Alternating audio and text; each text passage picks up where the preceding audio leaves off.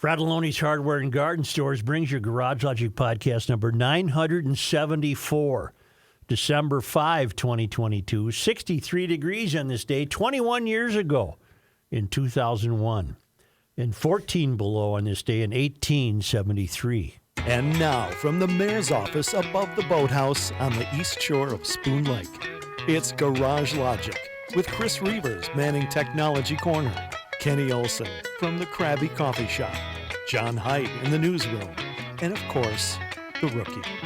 Here is your Flashlight King, Fireworks Commissioner, and the Keeper of Common Sense, your Mayor, Joe Soucheray.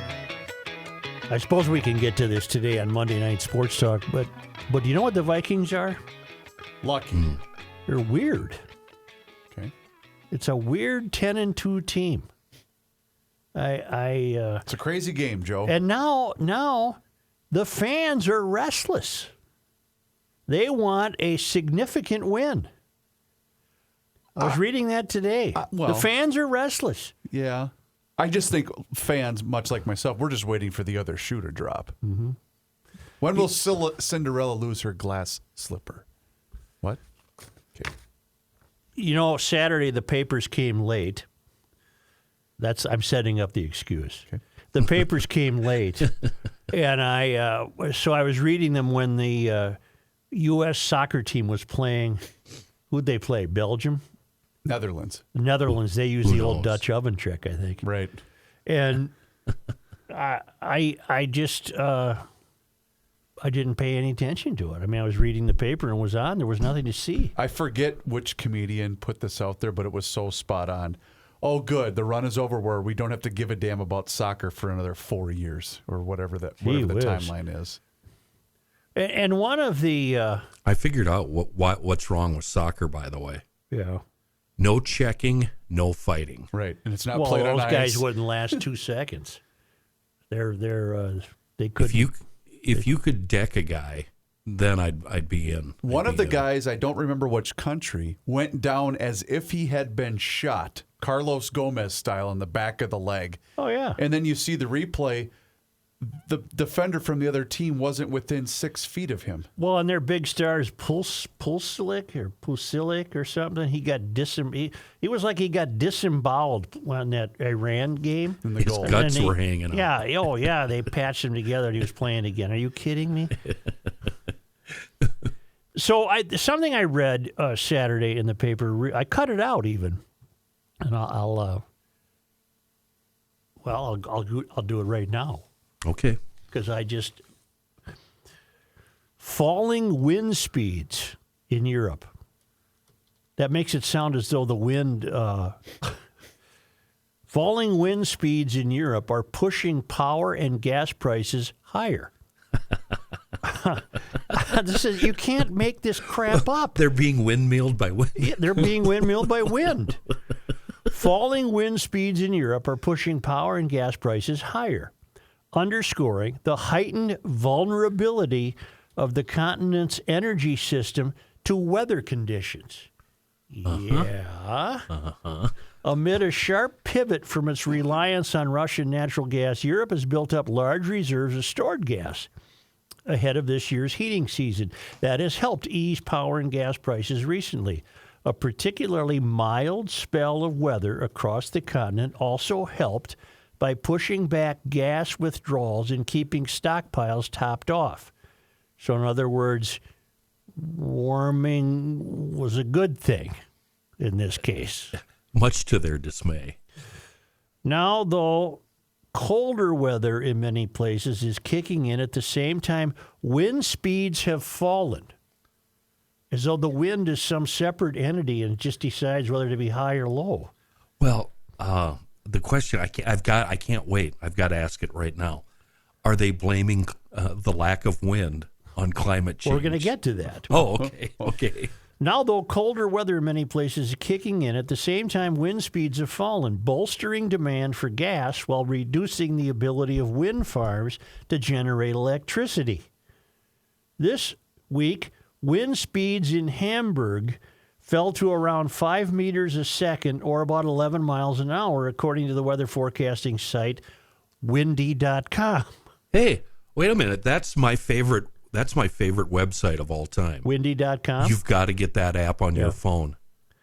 That is the minimum speed required for electricity generation. So what we're discovering here is that even the wind, we say, what's the temperature supposed to be? Right. We now have to say, what's the wind supposed to be? How fast is the wind supposed to be Well, going? if it's 11 or under, you couldn't power a toaster with one of these windmills. So 11 miles an hour, according to Windy, that is the minimum speed required for electricity generation. Speeds of around 15 meters per hour or 33 miles per hour are needed to produce maximum power generation. Wait a minute. 33. That's you're getting into the unreasonable range there. Well, remember Friday night here in Minnesota? Yeah. The wind was literally howling. It made a howling noise. Yeah. I got to think that would have been hard on windmills. Right. It would have disintegrated. I think they actually shut down when I bet they do. I bet there's a certain wind level where the windmills are shut down to keep them from flying apart. May I ask a dumb question? You may How do you shut it down? turn it off, Well, It's got hit brakes. the big switch. okay, that's what I was wondering. Does it have almost an emergency brake on it? Sure. Okay, Right. Gotcha. I did not know that. The sort of high-pressure systems dominating Europe at the moment tend to result in lower wind, said Evangeline Cookson, meteorologist and research analyst at Merrick's Spectron. That sounds like a spooky place. Such anomalies in wind speed aren't particularly unusual, but this one is coming at a time when European governments are observing energy use as they navigate their first winter largely without Russian gas. It also comes at a time when there is extra sensitivity among consumers and companies to soaring energy bills. Energy traders have been unusually focused on the weather because it can dramatically affect gas supply and demand. Governments and energy companies have sought clues about the severity of this winter in longer-term weather outlooks. They are less precise than shorter-term forecasts. Two of the most closely watched have so far come up with different projections for the next 3 months. In other words, like it has been Forever. for most of our memories, winter's coming, and it's going to be cold. Is that what happens this time of the year? Okay, gotcha. We're being nefarious world leaders are trying to sell us on a scam about global warming. That's only to reconfigure Western civilization. It has nothing to do with the climate. Although fact-based, for you, in 16 days, it's spring. Yes, the days will get long. Correct. Right. So we're looking for clues as to what this winter will be like. I'm gonna slip them one. Here we go. Probably cold. Okay. Then what else? Anything else you want to give Well, them? then you got to know what the wind speed is. Okay. The spell also comes as France, a key power exporter, is struggling to get a big chunk of its fleet of nuclear power plants up and running after maintenance issues. Meanwhile, hydropower generation has also struggled. River levels dropped to a multi-year lows after the continent experienced a scorching summer. Yeah, but didn't we find a rock this summer? Remember, if you can read this rock, Weep, and it was a rock that was uncovered when the river was so low. Oh, right. I think it was in Germany or Spain or one of them places. Okay. And the point of it was that river had experienced such a low volume back in medieval times that people noted it with a rock on which they inscribed some writing. Huh. Remember, but when you have the river low today, it's caused by climate change. It's hysteria. When the river was low back in medieval times, it caused quite a ruckus in the village. And they went and hammered out some words on a rock and put it in the river. They only acknowledge history when it weighs in favor of their argument. When it's convenient, yes. Right. I might have something on that. There's some rocks exposed in a lake that I frequent for duck hunting that we haven't seen in years. But what's my point here? During the Dust Bowl, this same area of this lake, they were actually seeding and planting and harvesting. So, it goes up, it goes down. This story in the Wall Street Journal concludes with this paragraph. The spell of light wind is underscoring a key weakness in Europe's energy infrastructure. That's the last paragraph. You know why, fellas? Why? You can't control the wind, Are you sure? and you can't control solar, which is why good old electricity, the way we've always generated it, and good old gasoline has been the most reliable. Speaking of gasoline, headline in today's paper, buried, OPEC chooses not to cut oil supply. Right. As gas prices continue to fall, the coalition of oil-producing nations led by Saudi Arabia and Russia on Sunday opted against trying to stop the slide with cuts to the world's oil supply. I'd say that's a win-win for us if we like driving cars. And I would further say to OPEC, if you want to stay where you are, keep doing this. Don't cut the supply. Give us cheap gas. Let us rely on that instead of electric vehicles. May I make a note quickly about solar panels? You may. We've discussed it, for quite some time here in Garage Logic. The other day, I think I mentioned to you guys that I had made a drive south on the River Road. Wonderful drive. Doesn't matter what time of the year. It's a beautiful drive. Are you talking in rural Minnesota? Sorry, the Right here, Mississippi River Boulevard? yeah, I'm sorry. Okay. So I was making that drive south towards the airport. Yep.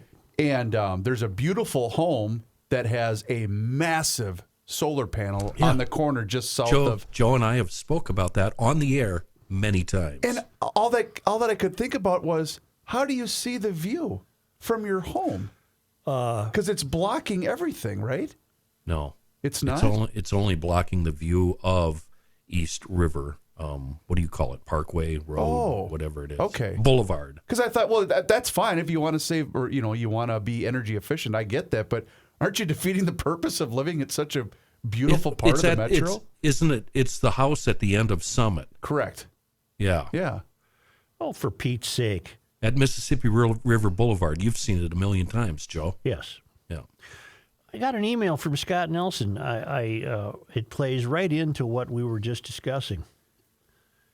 Joe, earlier this year, you recounted the discovery of a medieval hunger stone, which has surfaced in the low waters of the Elbe in the Czech Republic. That's right. After hundreds of years of being submerged, the now visible stone is seen to have been inscribed with the message, "If you can see me, weep."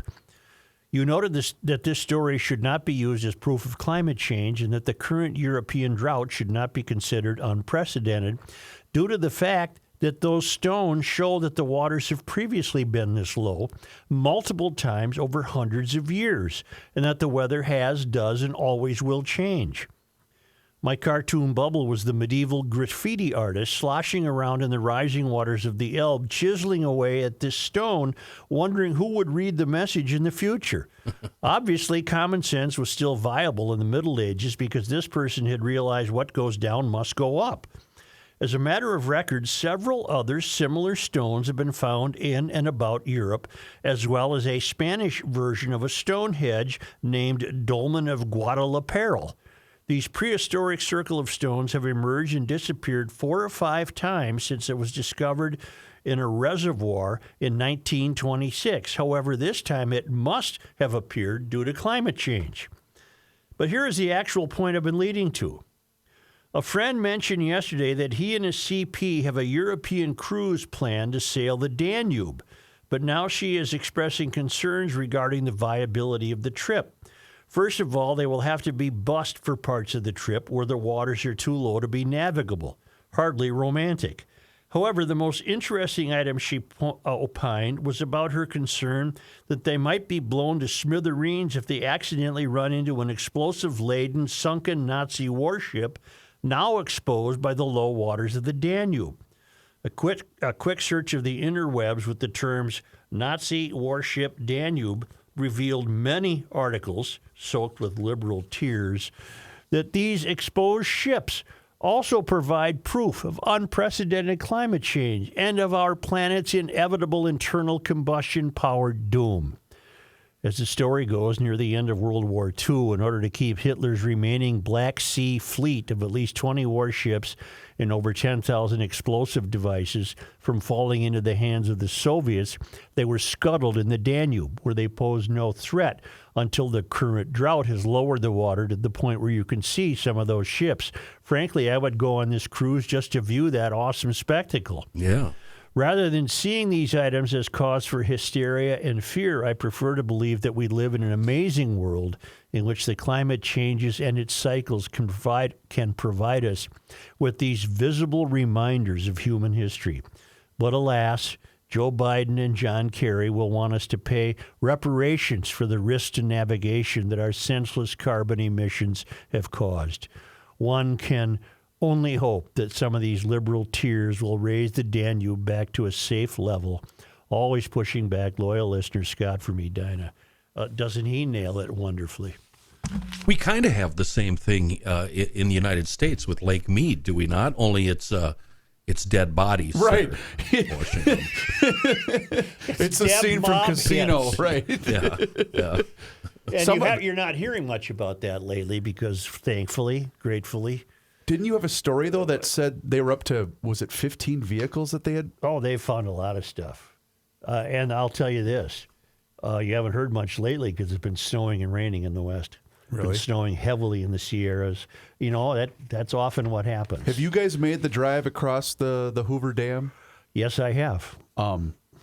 Even though it still gives me, thinking about it gives me the elevator stomach.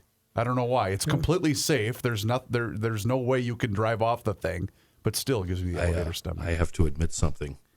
I have, and I will never go over the Hoover Dam. Oh, I've done it. I don't have it in me. I just Kenny, I was gripping the steering wheel like this. They're too tiny. Guardrails. I know, but I don't. They're too tiny when it comes to that. I know. And then you see the bridge up above where the freeway is, and people are treating it as an observation deck. That's not going to happen. No. Do you know that we broke the news of Gator Magnetics on this show Okay. earlier in the fall? Or was it late summer? It was summer. I believe it was summer, yeah. Prior Gator to Magnetics, the the fair. greatest storage means ever invented, where you take the magnets around your garage and you can change your storage locations. Get this. They're in 1,000 stores today. Come on. Yes, nationwide, Home Depot. That starts next week. Over 1,000 stores nationwide next week. Well, that's fantastic. This is amazing. Now, you've heard me. I've been talking about Gator Magnetics. They're the amazing invention by GLers in a garage. They turn any steel surface into a place to hang and store your stuff. Anything that hangs. They're now available at the HomeDepot.com website. I'm afraid, Kenny and I Home were just Depot. discussing, I'm hosting 2 Christmases. I'm going to lose my Gator Magnetic, aren't I? Someone's going to steal it Well, out then of my get garage. some more. You can get them at HomeDepot.com. America's largest retailer is carrying a product introduced in Garage Logic. That's so cool. So congratulations to these guys. These are movable hooks. It's a patented magnetic technology. They hold up to 25 pounds on any metal surface. They're amazing, ingenious, and they are invented by GLers. Here's your chance just in time for Christmas. You can get them at HomeDepot.com. And next week, all you listeners all around the nation, you'll have them in over 1,000 Home Depots. But you go now to HomeDepot.com and you can get them shipped directly to your home. They're amazing. I'm telling you, this is the way to do it, because when you get sick of your storage, you just move them around till you finally have it set up correctly. They're open now. They're open now at a Home Depot near you, or go to HomeDepot.com.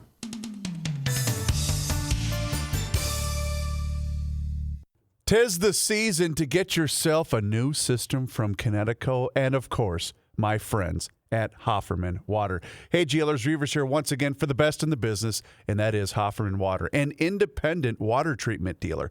They offer sales, service, and rental, if you're in the market, for Connecticut water treatment systems. That includes water softeners, iron, rust, and odor filtration systems. And you might be in the market right now. I was a couple of months ago and went with it, a drinking water system. And that's because a new system from Connecticut can do so many things that other water softeners just simply cannot do. It's going to cut down on your salt usage. You already know that. But it's also going to protect your appliances.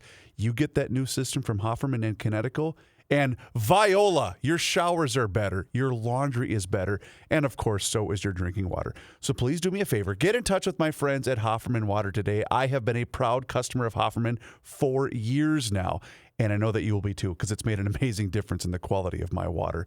952-894-4040. That's their phone number, 952-894-4040, or just visit their website and see everything that they have to offer at HoffermanWater.com. Hofferman Water has been proudly serving the state of Minnesota for over 50 years. Tell them that you heard about them right here on the Garage Logic Podcast. Reality with a bite. The Joe Shurer Show. Easy for me to say. I haven't been looking forward to this portion of the show because I decided to come clean with the GLers, but I'm going to do it anyway. Here we go. The 30-year-old MTD snowblower that we've affectionately dubbed the Big Bastard. It's been struggling the last few years. Didn't you buy those at dime stores? It's a big two-stage Such, and when I got it, it was brand new. But it's been struggling due to basically joyous neglect that I would brag about. So I decided to tackle it yesterday. I gave it the Seafoam treatment, dumped the motor treatment directly into the carb while it was running. It helped, but it didn't solve the problem entirely. So pulled the carb. Turns out the float bowl had a pinhole in it. It was full of gas. That's what was making it run rotten. How did it get a pinhole? Well, probably from the moisture. Why was there moisture? Joyous neglect. Years of abuse and putting it away wet without giving it a gulp led to the demise of the float. Learn from this dummy's laziness. No matter how new those cylinders are, feed it Seafoam on the regular. Be a steward to your cylinders so you won't have to pull the carb years down the road. You find this stuff everywhere. Engine-related chemicals are sold. You keep a can or two in the garage so it's always available. It's good stuff. It'll help you out. Don't be the dummy I am. It's a wonderful product in a world of bad gas. It's Seafoam. The incoming House Democratic whip is Kathryn Clark of Massachusetts. Okay. And she was on NBC News with anchor Chuck Todd. Mm-hmm. And she, an incoming House Democratic leader, Hakeem Jeffries, said they're going to do things differently than their leadership predecessors, Representative Nancy Pelosi and Steny Hoyer. Clark is 59. She argued that her generation could bring a fresh perspective to Congress because her kids grew up being tormented by threats of climate change and gun violence.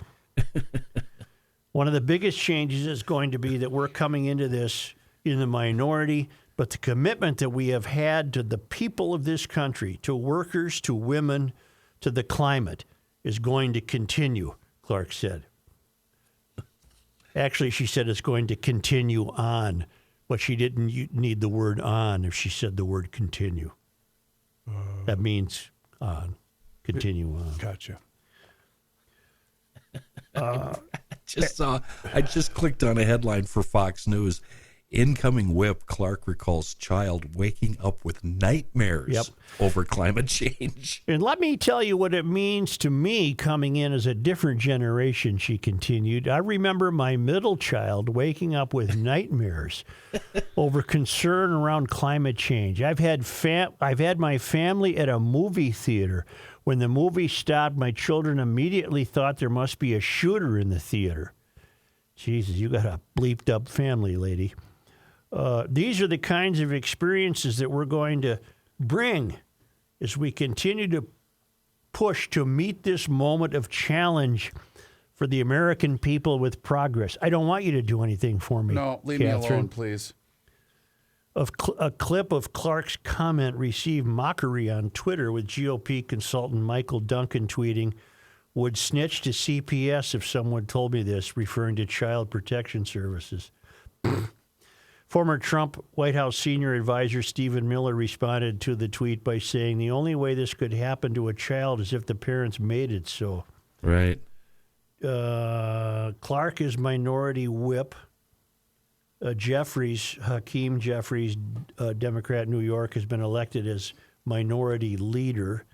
Pete Aguilar, Democrat California, as caucus chair after Pelosi, Hoyer, and Majority Whip James Clyburn announced they're turning over the reins.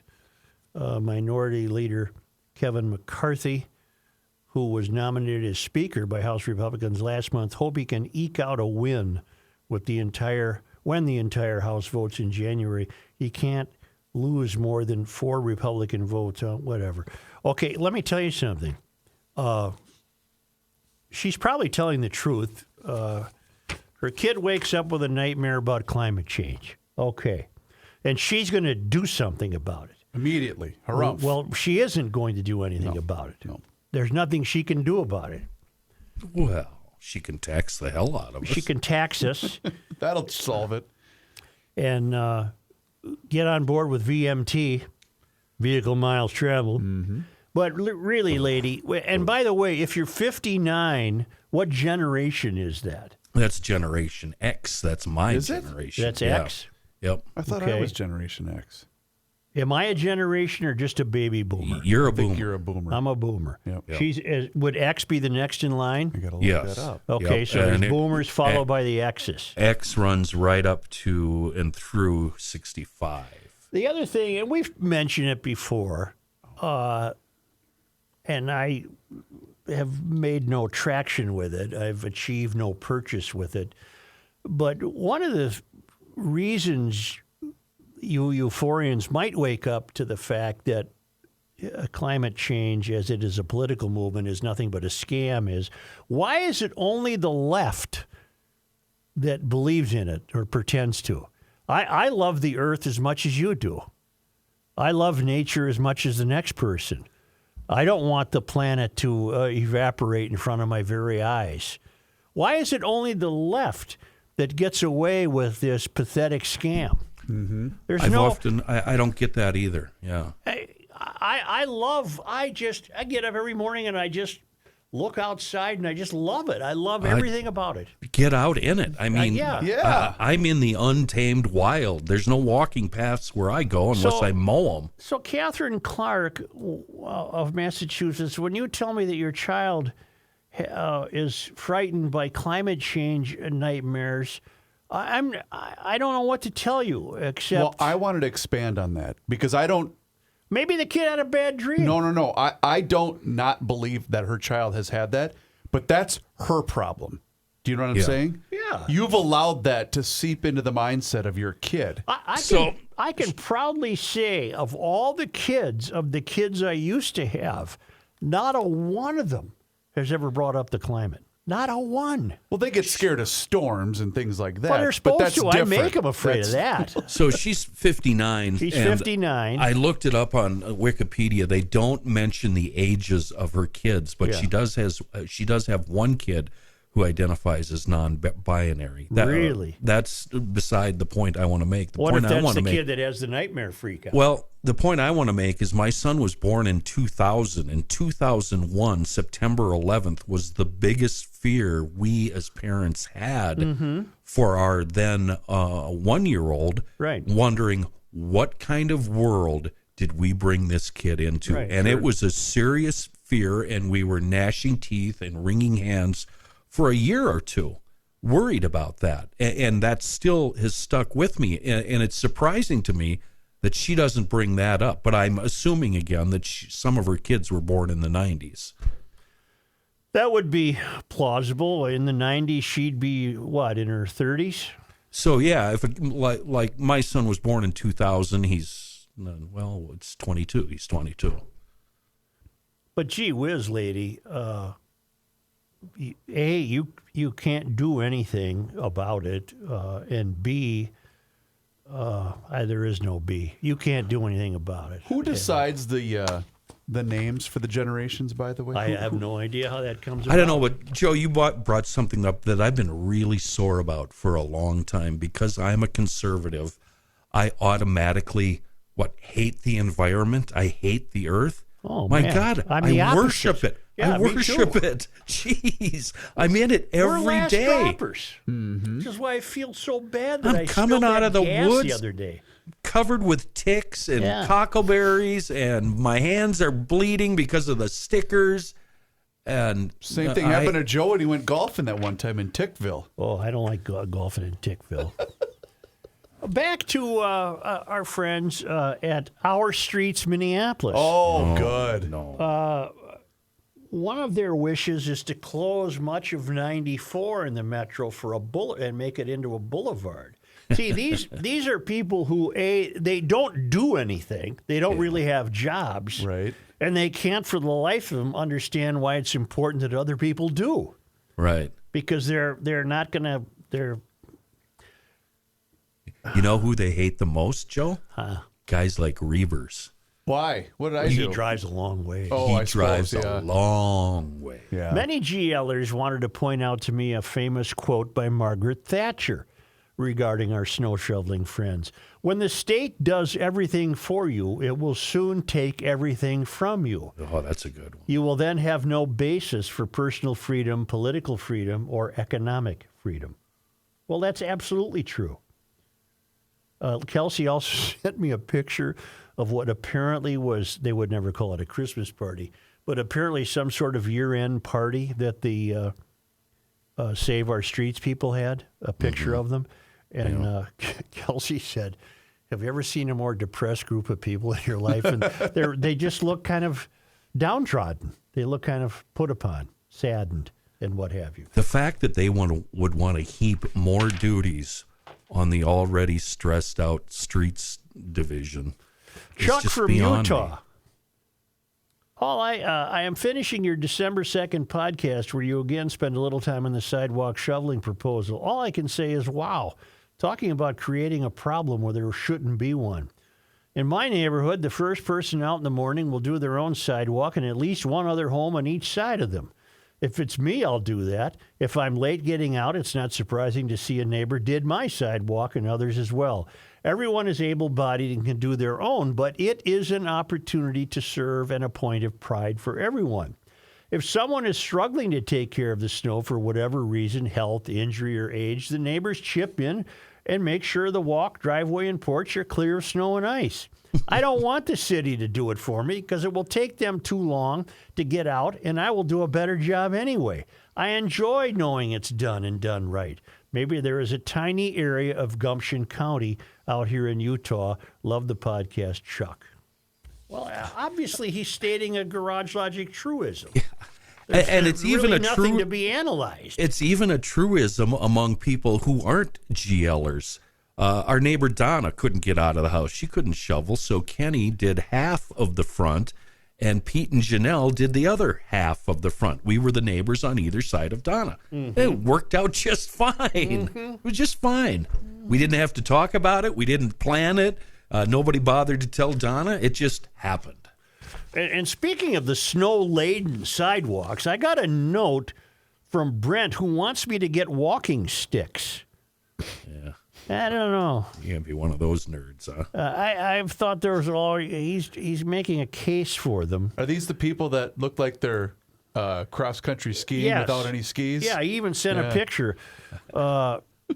An unexpected benefit was that walking poles significantly aid stability in the winter on ice and snow and mostly You able. know, Actually, yeah, I'm with Kenny. in your case, maybe not. Because you're good idea. for a spill or two every winter. Oh, hell yes. Yeah, that might not be a bad idea. I mock the roommate because she'll get out on her snowshoes and she'll take those Yeah. with her. You know, and And the only thing I carry on my snowshoes is, a rifle. As it gets more treacherous, about the most I need to change is to slow down to a normal walking pace and still feel stable and safe. I have not counted a day in over 2 years that I felt was too icy and dangerous to go walking. It is approaching double digits already this year that the poles have kept a little slip from cascading into a bigger slide, which you probably recall can progress to an occasional fall.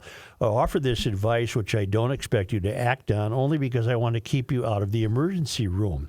The next time you fold up like a cheap tent while walking past the house of some snowflake waiting for the city to clear her sidewalk, my conscience will be clear. I tried. If the force of your fall exceeds the elasticity in your bones and something tears or breaks, I won't be able to muster the sympathy I had for you last winter. Just saying. Well, you know what? You know what he did, though, Joe? He just messed with his own karma. Oh, that's a good point. Not falling down is nothing to brag about. That's a good point. Never brag. It's going to about happen that. today, pal. Yeah. You know, they're called Nordic walking poles. He did bounce it off his own high school age kid, and the kid said there's a dork factor. But his response was, no, they're okay. You know, I think the guy's onto something. I wonder, does he also have a holster for his cell phone? Well, I hope Because not. I want those walking sticks and cell phone holsters, I think they come at the same age. Yep. And you know what's worse than not falling down and sometimes even more painful? What? The half fall. Well, I because call that's- that the running fall. That's when you throw out your back. That's when you catch start yourself. running furiously to keep from falling. Or you break a wrist trying to I've done that. brace yourself. I've Oh, done I've got that. a wrist full of steel. I've done that. Say, I've told you about our friends at Eckberg Lammers. You have. You know, another thing they do besides creating an estate plan for you that keeps you out of trouble, you know, sometimes in your family you're going to pass on the vacation property or the cabin to other family members, and that can be tricky. And they solve that. They figure stuff like that out. They've been doing it for more than 70 years. And most principally, they can create for you an estate plan and a will because, look, we're all going to pass. You might be, you could fall down, hit your head, boom. There you are laying in the street. Who knows how long you'll be there? You'll be Exactly. there frozen. And you got stuff you've left behind, and now your kids and family are saying, oh, man, he didn't take his Nordic walking poles. He went down. He conked out. Now what are we going to do? We got all this stuff. No. If you have an Eckberg Lammers plan, an estate plan, it'll all be taken care of for you. And if you don't, the courts will decide for you. You don't want that. The biggest favor you can do your family is leave behind a smooth transition. And the estate planning team at Eckberg Lammers can help you make sure your estate will transition smoothly the way you want. I can't recommend it highly enough. I don't care how big your estate is. I don't care how old you are. You should get this done. Make an appointment with Eckberg Lammers and take care of this as soon as possible. 651-439-2878 or visit Eckberg Lammers at eckberglammers.com/will. So I got a great note from Mark. This was last week, and he said, hey, Reavers, was wondering about Rise and Shine garage doors. Did you really have them come out and just replace your garage door opener? Well, not exactly, Mark, but what I did was I went through the 29-point inspection, and they did some tune-up work with my garage door because it was having, the squeaks and the weird noises. They took care of that. But yes, they actually added a garage door opener because when we purchased the house, it only came with one, so we had them add a garage door opener to our existing garage door opener. It was fantastic, and it was done within just a matter of a couple of hours. And also, by the way, 7 days a week service. They will come out to you, my friends at Rise and Shine Garage Door. People don't realize, too, that with a new garage door itself, it's going to add so much curb appeal to your home. Maybe you're in the market for selling right now. Although a lot of people might be looking, now is the time to do it. So get in touch with my friends at Rise and Shine Garage Doors. Call them today, 651-300-3252. That's 651-300-3252. 3252. They'll come out 7 days a week. Like I said, if you're not in the metro, not a problem. They're expanding. St. Cloud, Mankato, Northfield, Cambridge. They even cover parts of western Wisconsin. And if you have them come out, ask about the Rooster Club membership, which includes a tune-up on an annual basis, and it's going to waive the trip charge. CallRiseandShine.com is the website. Make sure you set your appointment and let them know you heard about them here on the Garage Logic Podcast. Here's a man who spends hours in hardware stores, sifting through the nuts and bolts of life. Joe Souchere. And I'm crabby today, and I know it's bringing that carburetor into the shop. I know that's what it did it to me. I always use Seafoam. Anyway, I'm not talking about Seafoam here. Yeah, you know what? Use Seafoam on the new BMW or Triumph you're going to pick up from Moon Motorsports. They've got the brands that stir your soul down to the very core. They often say and think that these guys that ride the motorcycles from, Milwaukee, that they're the most dedicated riders. I disagree. I think it's the guys and the gals that ride the BMWs. They're the true dedicated motorcycle riders. And I don't know if you know this or not, but Moon is the longest operating BMW motorcycle dealer in the state and the largest volume Triumph dealer in the region. And both of those brands have exciting model lineups, no matter what kind of riding you're into, cafe, racer styling, track thrills, cruising, or maybe adventure exploring. You like going from the tar to the gravel to the trail, whatever. Both of these brands have class-leading offerings that are going to give you the ride you're after. Stop into Moon to see the latest BMW and Triumph models, or better yet, stop into the website on your way there, moonmotorsports.com. And right now, if you do buy that new bike at Moon Motorsports, no payments until 2023, after the year is up, and free winter storage or free delivery to Minnesota locations. Moon Motorsports, we're talking BMW, Triumph, Ducati, KTM, Husqvarna, Yamaha, Honda, Polaris, Can-Am, Skidoo, and Gas. Find them on the web, moonmotorsports.com. Did you say Moon Motorsports is the oldest BMW dealer in the state? The longest operating BMW motorcycle dealer in the state. When did Moon open? Oh, God, it was the early 70s, if I remember right. I'm only asking because a buddy of mine got a BMW in about 1969. I'm wondering where he would have purchased it. I wonder if they were doing motorcycles then, or if it was automobiles. I know they're 50 years strong in Monticello. Cool. In a sign of society, some Gen Z parents. Okay, what's Gen Z? You ready for the whole rundown? Sure. Generation Z are people born between the years of 1997 and 2012. So really? My oldest would be a Gen Zer. Oh, so is my son. I thought he was a millennial. So wait a minute. I got the rundown here. Well, how could you already be a parent? Parents Z. of a Gen Zer. So your child is a Gen Zer, not the parent. Oh, some Gen Z parents, meaning they're the parents of a Gen Z. Although technically a Gen Z person could be a parent. Well, how old is somebody born in 1997? 25? 25. I guess they could be a parent. They could, Joe. Sure.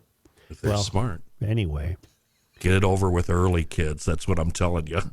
Knock her up in high school. Yeah, listen to Uncle Kenny. Some Gen Z parents are, in fact, moms, if you're listening right now, you might not want the kids to listen to what I have to say. The millennials, Kenny, are also known as Generation Y, 81 to 96. Wait, what now? Yeah. So I got a kid I used to have as a Y. As a millennial, or also known as millennials. What were the 70s? Z comes after Y. Right. No, wait. Here's the rundown. The lost generation is born between 1883 and 1900. The greatest generation, born 1901 to 1924. The silent generation, born between 1925 and 1945. The boomer generation, born between 1946 and 1964.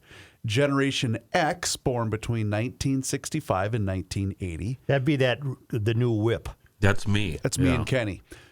Generation Y, also known as the millennials, are born between 1981 and 1996. Generation Z, 97 to 2012. No. And, yeah, that's what I just said. No, I'm talking to Joe. Go ahead, finish first. And born between 2013 and 2025 is known as Generation Alpha. Kathryn, being born 63, would be a boomer. Correct. The new whip. Yeah. Yeah, she's a boomer. All right. Gen Z parents are refusing to allow their children to believe in Santa Claus because they will be traumatized when they find out he is not real. Oh my God. The hashtag Santa isn't real has been trending with tens of millions of views on TikTok as Gen Z thinks they are better than everyone else and wants to screw up Christmas. Never fear, Gen Z parents are here and have all the answers. Some of the TikTok comments are pretty absurd. One person made a video with tens of thousands of views, let everyone know that she told her 3-year-old that Santa isn't real. Telling kids that Santa is real is a lie, and I don't believe. Well, so is telling them about climate change. telling a kid that Santa isn't real is a lie, and I don't believe in building my lies. I don't believe in building my kids up on a lie. Sierra McKenzie told the New York Post. Yeah, the name Sierra. Yeah. Sierra, where the hell is the Get that Duluth? Get the Duluth out. Is that going to get the double? No. Another mother commented, I don't want to scare my children into thinking that they have to behave a certain way, that they were more naughty or nice than another child based on Christmas gifts. Are you kidding me? I use that. It's a great device. You know who's watching you right now? Right. I still use it. He's 22. Yeah. Come on. You ever notice it's funny to watch kids because when they get to be about 6 or 7, they're really hedging bets. Yes. You know, they know Yeah. damn well what's going on, but they kind of pause before they speak and say, "Oh, I mean Santa." You know, Santa. Right. Yeah.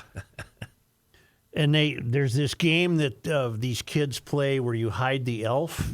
Yeah, Elf on the Shelf. Elf on the Shelf. We didn't have that when I was younger. Well, we didn't either. That's a new. That's got to be less than 20 years old. Well, it's I'm a new guessing. phenomenon. Yep. Well, I know one kid that's petrified of the elf.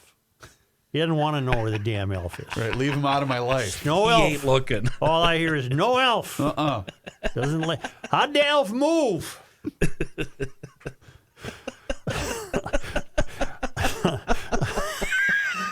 Oh, the elf also doubles as the tooth fairy. He might end up under your pillow. Right. The kid comes in a room and the poor kid. Where you at? Where that elf at? Gen Z parents are arguing that when their children eventually find out Santa isn't real, that's traumatic. Dear God. I mean, Honest to you God. wonder why. Honest to God, help me. Okay. Yep. Santa Claus has been around for centuries, and people have done just fine. We've survived. I don't see an overwhelming majority of baby boomers or millennials in therapy. Who are the millennials now? That's your Gen Y. That's your people born 81 to 96. Yeah, they're not in therapy because of that. Other parents say they don't want to instill the fear of a Santa as an all-knowing, judging figure that will punish you if you're naughty and not nice. They would rather choose what's becoming more popular and known as gentle parenting. This is when parents try to raise kids by promoting kindness and respect rather than by threats. They're not threats, young parents. They're just it's just fun. It's fun. Yeah. Is what it is. Essentially, they want to have their children be good people simply for the sake of being good. Well, everybody wants that. Let's all just be nice to each other argument has also been used for centuries. And do you know what has come from it? A whole lot of people doing terrible atrocities throughout world history. Mm-hmm. I expect these parents that are preaching about not wanting to lie to their children about Santa never lie to them about anything then their whole life. If they're going to take Good luck with that. If they're going to take their moral high ground, then they have to do it across the board. Let's know how that works out for you. Daddy drinks because you cry. Yeah. This is written by somebody named Mike Gunzelman. One of my favorite quotes in the New York Post article was by child care expert and author Sarah Ockwell-Smith. She told the outlet that it is important not to use Santa in a threatening way. The idea of I did it yesterday. You kidding me? I never pass up a chance. The idea of an all-seeing judge, boy, does that shut them up, too. Oh, yeah. Yeah. Instantly Hey, works. hey. Who's watching you right now? You know how many days you got here? Yeah. You're down to 20 days. Where's that elf? Oh, don't say the elf! Well, you know the bit I like to do, so because nobody is supposed to touch the elf. So if the boys are acting up, Yeah. I just do this. Like I pretend to go touch Charlie. Oh. Don't! You Don't! cannot touch an elf. He'll lose his magic. Right. So I don't even have to say anything. I just pretend that I'm going to go touch him. The idea of an all-seeing, judgmental, mythical being spying on children is quite trauma-inducing, Smith said. Well, It's yeah, supposed but to you're be. getting paid to say that, you fruitcake. There's no surprise that so many kids cry when they meet Santa. No, they cry because they're in an unfamiliar situation, and that's what children do. They cry. I was a department store Santa once. Look at Kenny. Jesus. No, I was. No way Yeah. in hell. Oh, they billowed me up with pillows and everything, and the CP brought my own kids, Oh, boy. and oh, did I give them grief. What was the origination? Was this a bit for the I did it for column? a column, so Okay. at Rosedale, I was the Santa for a shift. Oh, God. And I mean, they had me looking just, with all yeah. rosy cheeks, the whole deal, And so my own kid gets up there. I say, what do you want? Well, I got to have this and that. And that. I said, I wouldn't count on it if I were you. I know what happened back in June. And I was having more fun. And I'd asked the little girl, I said, what about you, little girl? What do you want? Oh, I hope I get this and this and this and this and this. And I say, we're all out of that. Yep. We don't even have that anymore at the elf shop. Right. And later, believe it or not, they made a movie on this this idea called Bad Santa. Yeah, starring, what's his Billy name? Bob Thornton. Billy Bob Thornton. And I think at the end I must have said, I'm just kidding, you two little kids. Hey. You'll probably get what you're after there. Did you have a couple of pops before you No, went on I did stage? not. I did not. Did you pay for that one at home? Not really. Okay, good. Kids absolutely lose their mind when they visit the Easter Bunny as well. The Easter Bunny isn't the same watchful, all-knowing being that Santa Claus apparently is. So what's the argument for why kids cry when they see him? Exactly. It's because they don't know what the heck's going on because they're kids.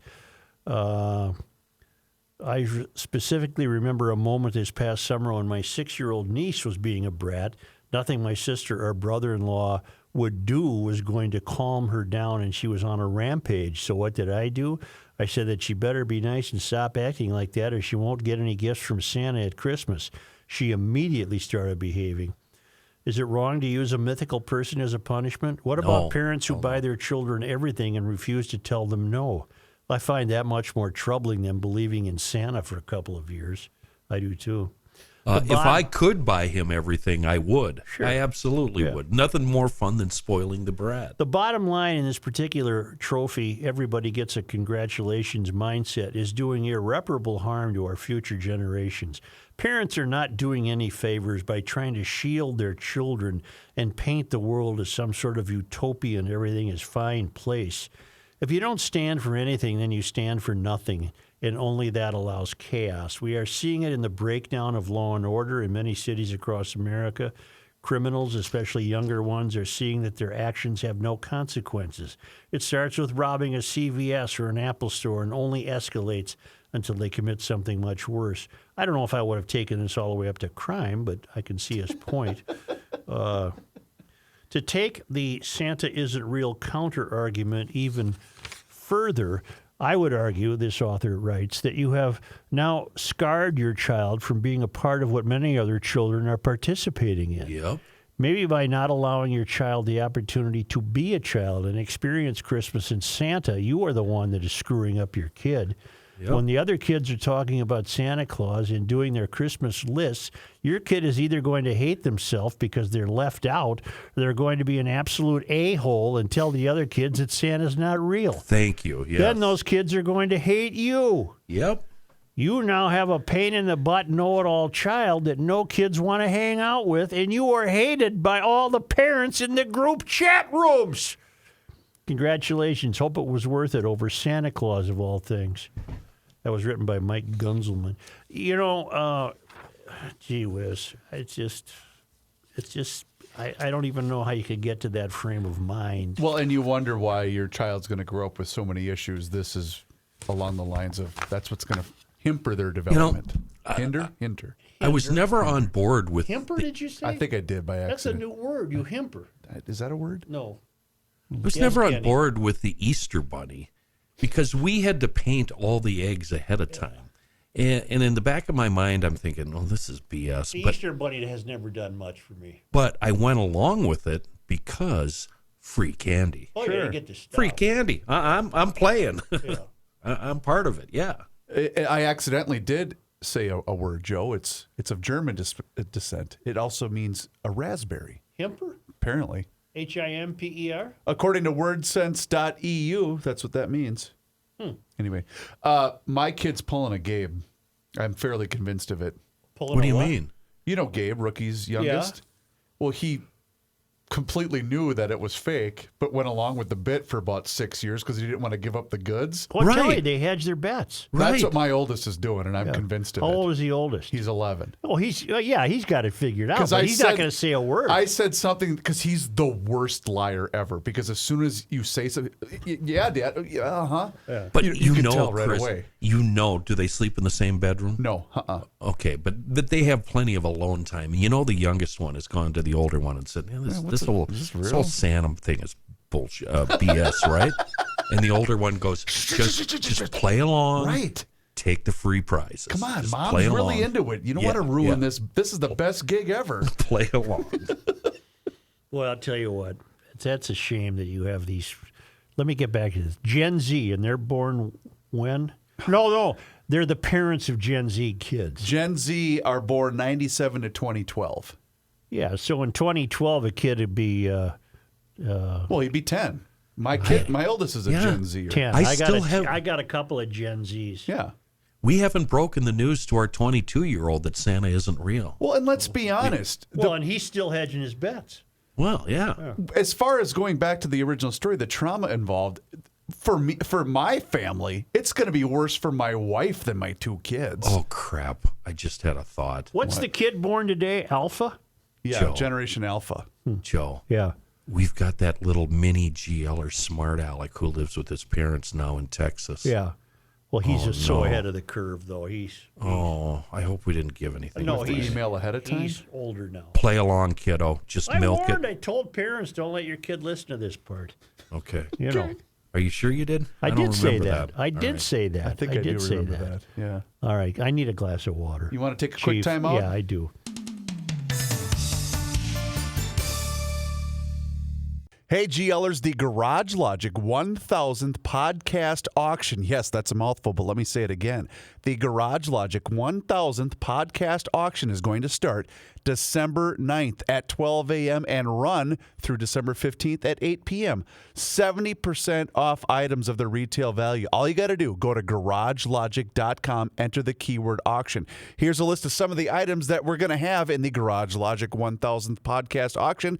A gas furnace from Air Mechanical, a stealth trailer from Pleasureland RV, a water heater from Air Mechanical, 5-night all-inclusive golf vacation to the Dominican Republic from Escape With Us Vacations, the ultimate yard maintenance package from Tri-State Bobcat, sporting clays and dinner for four from Minnesota Horse and Hunt Club, and a $4,000 gift certificate from RF Moeller. How about Fratelloni's gift cards certificates? That's right, $100, $250, $500, $1,000 gift certificate towards a new garage door from my friends at Rise and Shine Garage Door.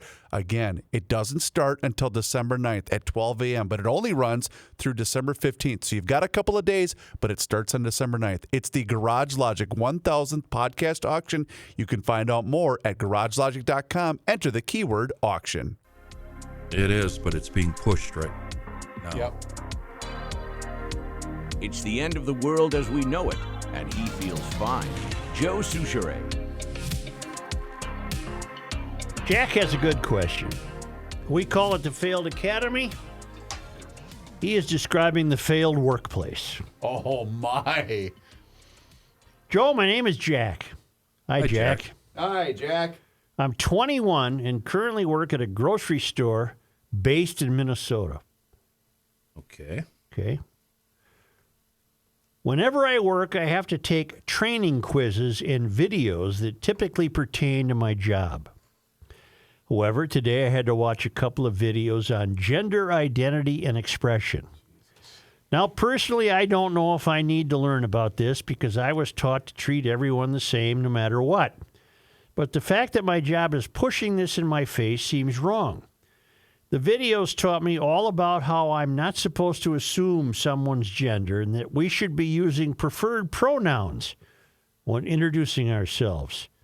But as far as I know, I have never worked with someone who is trans or with someone who goes by a different pronoun for that matter. I just thought I should bring this to your attention, that it's not just the failed academy that's failing us, it's also our jobs. Thanks, Jack. He's absolutely correct. And why in the hell should some 21-year-old kid have to be on guard to call somebody by their right pronoun? Bleep your pronouns. You're either a he or a she. The woke workplace is a far bigger problem than this show gives it attention to. Oh, absolutely. Yeah. I was notified of something from a four-letter network that used to be affiliated with our show. Sure, ESPN. Every time around this year, they have a big drive for the Jimmy Fee Foundation for Cancer Research, which is a really cool deal. They do it. Let's do it cure annually. cancer. But the letter that I saw was to try to get rid of I have it written down, the cancer treatment racial inequity. Well, there's What? So apparently, depending upon what race you happen to be, that depends on what type of treatment you're receiving, which is complete and utter BS. But does not surprise me based upon the woke nature of that particular network. So wait a minute. This is interesting to me. So they're alleging that if you're black and you have cancer, you're treated differently? Yep. Oh, if that were true, I don't believe that. I don't either. We've got to delve into that. I want to know if that's real. And then I said, you got to be kidding. And then I was sent the 30-second promo in which the anchor actually said this on the air. Isn't ESPN owned by Disney? Sure are, Joe. Well, there's your answer. Right. Disney's too woke for its own good. Yes. Yes, it is. The roommate was helping out a trans person at her place of business a week or so ago, a couple weeks ago. Who was? The roommate. The roommate.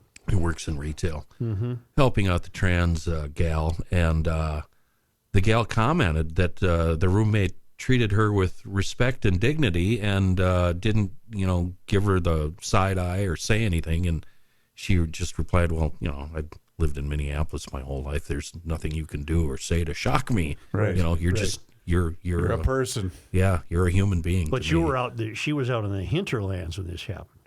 Yeah, it was over in Alexandria. Yeah. Yep.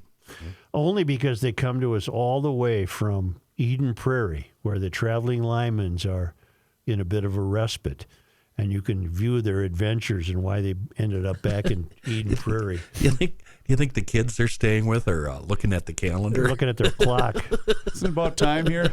You can read it all. You can read all about it at worldwidewaftage.com. It's pretty interesting. On this day, Joe, today is December 5th.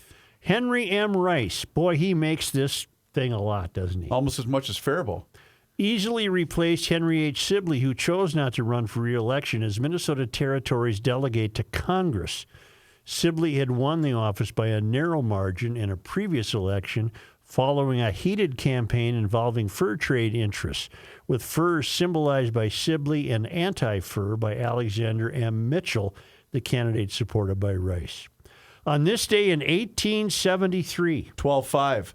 Lincoln County, named for the Civil War president, was created, having been established by the legislature on March 6 and approved by vote of the people in November. The previous attempts to rename or carve out a county in honor of Lincoln had failed to garner the requisite popular vote. Now you got a Lincoln County. Lincoln. Lyon. Laquapari. Lone Oak. Laquaparle Lake, Lake of the Woods, Lincoln, Lyon. Laurel. Larry. Laquaparle. Leatherman. Laquaparle, Lake of the Woods, Long Lake, County. Le Sueur, Lincoln, and Lyon. Live There, I in got it now. Livin County. And finally, on this day in 1950, December 5th. because this never happened before. Nope. And if it happened today, it'd be climate change. Sure. A snowstorm lasting until December 8 dropped 35 inches on Duluth and 25 inches on the Twin Cities. Any casualties? It does not mention casualties. Okay. Hold on. So that How was many, 5, 6, 7, and 8, a 4-day snowstorm. Wow. 35 divided by 12. That's only 2.3 feet. Buffalo's going, Hold my beer. Wake us up when you get real. Buffalo said, hold my beer. Right. Did you guys see the thing on Super 70 Sports Yeah, most likely, yes. Probably. We did. where he says something to the effect that we're all in agreement that nobody could upstage Cher in her prime? I'm sorry, Tina Turner in her prime. Sure. And then then he goes, Cher, hold my beer. And Oh, I Cher's, haven't seen this Cher's coming out on stage, dancing on one leg all the way over, and then she and Tina do a duet, and Cher just annihilates her. yeah, I do remember that It was one. I have really not. good. I have not. Was that over the weekend? I don't know when Might I have to saw do it. some investigating. Cher has never set right with me, and it's her own fault and my lack of a sense of humor as a youth. Because the Sonny and Cher show, Reavers, you're probably not familiar. No. Sonny was the brunt of all of Cher's jokes. Oh, absolutely. And I thought, man, is she a mean person? No. And I've never got past that. Oh. She just knew that Sonny was such a dweeb. Yes. Yeah. And then she went on to marry Greg Allman. Yeah, I can't see that one. I don't know what the deal is there. But that's not for me to discern. I'm the mayor of a town in Garage Logic, the seat of Gumption County. Fake mayor of a mythical town. And we don't have those celebrity problems No, we don't. in GL. We got 2-cycle running around here. That's right. And I'll tell you what, thank you, GLers. And I'm going to stay put here, and we're going to be doing Monday Night Sports Talk next. And if you'd like more behind-the-scenes footage of the Garage Logic podcast, why don't you join the hundreds, if not thousands, of others who are part of the Garage Logic Town Council for just... Yes, sir? Go ahead, finish, and then I've got something. $10 a month, and you get all of this wonderful behind-the-scenes footage, archived shows. It's fantastic. And first dibs on upcoming live appearances by the Garage Logic crew. Kenny? Speaking of Greg Allman, you have to listen to news from the Krabby Coffee Shop from last week, where our guest, Gene Hollister, told a great Greg Allman story. I'm making a note, Kenny. I got to listen to that. It was a good one. It was a good one. I'm actually proud of it. Unlike everything else. Yep.